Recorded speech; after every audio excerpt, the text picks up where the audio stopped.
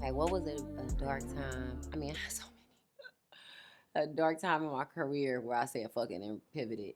Um, we gonna skip Popeyes.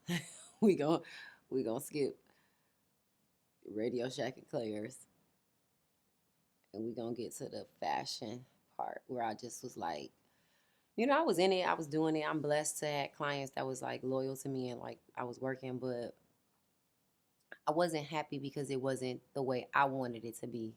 And then also, I wasn't creatively expressing myself. And that translates. If you're not in it, it's going to translate. I wasn't doing the things that I needed to do in that space because it wasn't where my heart was. And obviously, like, just even from the Power of the Mind, where I told y'all, I watch, like, somebody said something, and I watch me, like, manifest, like, it go into a dark space where I wasn't putting my energy out there no more. I was just depressed. I was stressed about what I wasn't doing, who wasn't booking me, and then it just kept on growing until I got to a point where I was like, fuck is you doing?" Um, and I ended up losing two people close to me within like 3 weeks from each other, and then that was my wake up call of like, fuck, like you on some bullshit. Like they not here no more. You got another chance, so you need to get up, get your shit together. Depression is real, yes, but you got the power to acknowledge it and now change the scenario. Put the work in to work on your mental health, get it together. And yeah, I switched it around, and that's when everything kind of fell back into line, and we start working on the music. Met Ty, and then yeah, we here. Yeah, got a deal. What 4 years later? The importance of manifestation. I preach this all the time. I even have to remind myself because I feel like it's easy to speak negative of yourself because you don't think that we actually putting spells over ourselves. It's like we actually are speaking everything we say. Like, damn, I'm stupid. Damn, I'm no, you not. I gotta stop saying I'm crazy. I'm a little, but I gotta stop saying it. You know what I mean? Because I'm joking, but in reality, it's like no. Watch how you speak over yourself.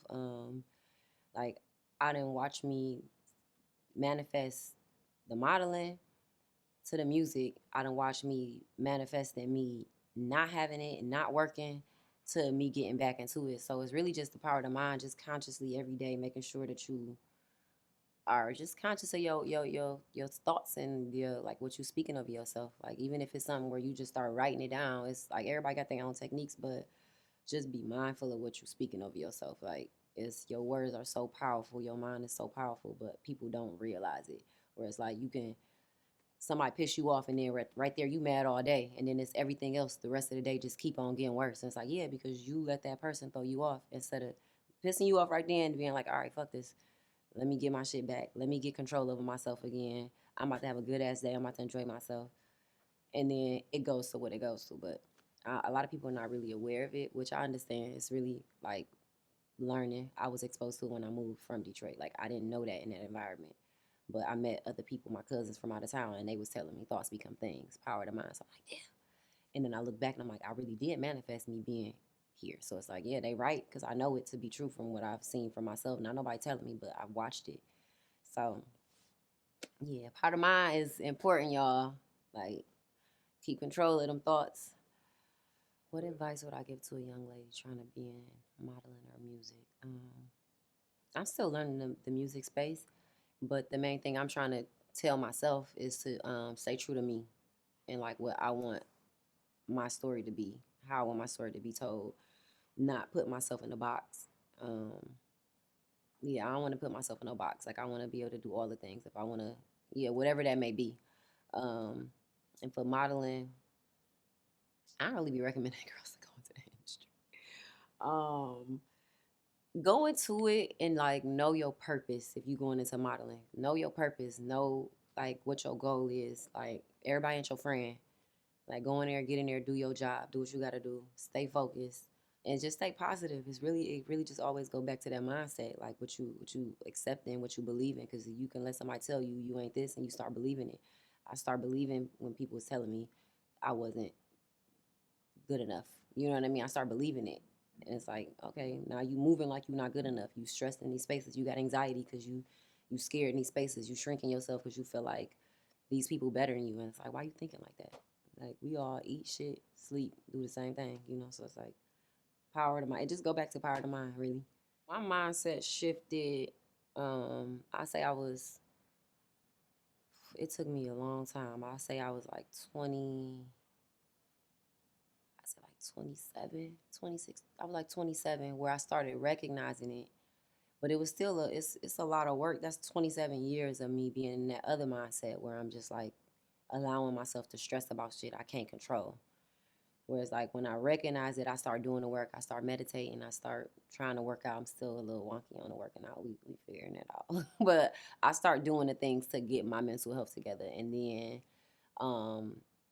still while battling depression. So it's like it's not an overnight thing. Like you can't just wake up and be like, oh, I'm good, like I got this. But just the acknowledgement of it. Because I didn't know what depression was. It was like, what? I done came from foster care. I done came from so much stuff where it's like, this ain't shit. Like modeling industry, oh, I can eat that. That's easy. Like what? They don't like me. Okay, whatever. Somebody else gonna want me.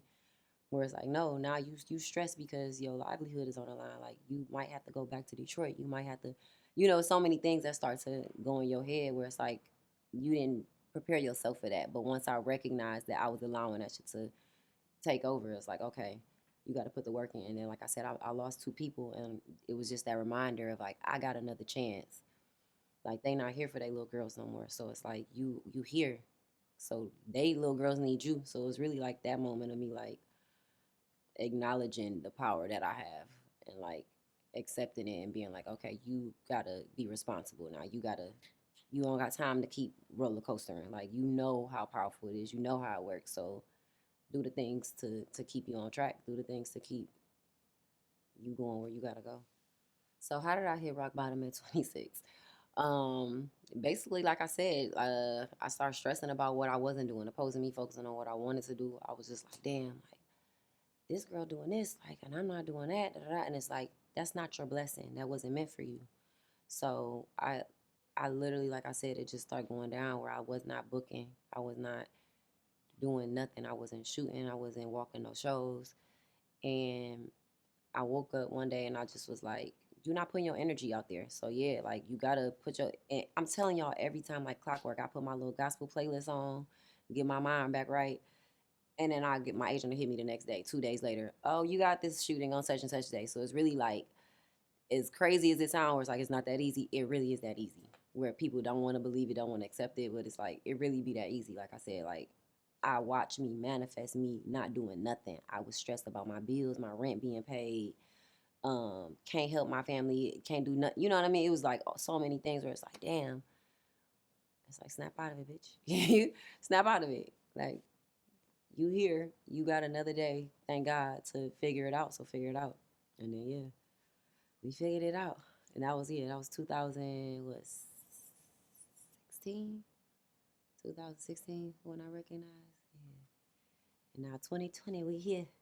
Wait, I said 2020. Oh my God. Wait, not 2020. 2023. Damn. I would not change my story.